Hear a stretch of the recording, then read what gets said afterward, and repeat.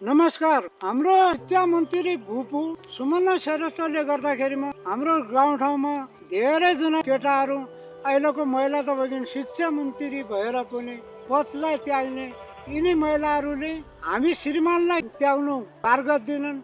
विदेश कुनै ठाउँमा गए पनि यिनीले त्याग्न सक्छन् भनेर खिल्ली मचाउँछन्, खिल्ली उडाउँछन्। त्यसै कारणले एउटा यस्तो छ कि एउटा विवाहित नारीले एउटा केटासँग लभ पाडेर मलाई विवाह गर्नुपर्छ भनेर धेरैचोटि उहाँले प्रस्ताव राख्दाखेरिमा उहिले अक्कर मान्यतामा तपाईँले यदि मसँग विवाह गर्नुहुन्छ भनेपछि तपाईँको श्रीमानलाई मार्नुहोस्, म त्यसपछि तपाईँलाई विवाह गर्छु भनेछ त्यो केटाले।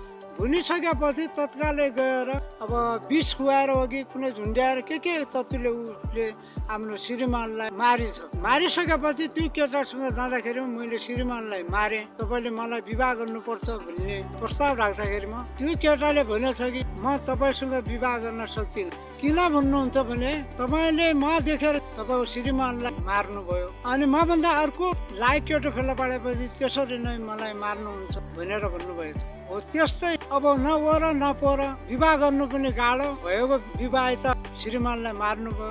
हजुरले त्यस्तै गर्नुभयो, तपाईँ आफ्नो चरित्रलाई आफै हत्या गर्नुभयो छ। सुमन श्रेष्ठ बहिनी, तपाईँले अझै पनि होस काट्नुहोस्। तपाईँको लागि हर्क साम्पाङले आउने सुमन श्रेष्ठलाई आह्वान गर्नुभएको रहेछ। तपाईँ जहाँ हुनुहुन्छ मेरो पार्टीमा आउनुहोस् भनेर उहाँले भन्नुभएको छ।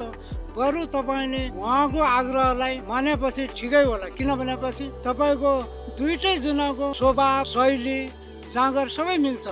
त्यही कारणले मेरो पूर्वग्रह ढङ्गले होइन, म गाउँको मान्छे, साधारण मान्छे भएर पनि अलिकति दुःख लाग्ने आफ्नो भाइ बहिनीले हामीले जस्तै सुमन श्रेष्ठ, सोभिता गौतम अनि हाम्रो रवि बालेन, हर्क साम्पाङ यस्ता मान्छे हाम्रो देशको लागि के गर्छन् भन्ने आशा थियो।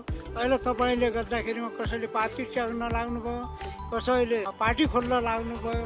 धरानको मेयर साहबको नाम रहेछ हर्के, पचमाउन काठमाडौँ आए त्यसै घर फर्के। त्यो भएको कारणले हाम्रो पूर्वाग्रह ढुङ्ग होइन, तपाईँले आफ्नो नैतिकता, आफ्नो जिम्मेवारीलाई अगाडि बढाउनु होला। धन्यवाद, नमस्कार।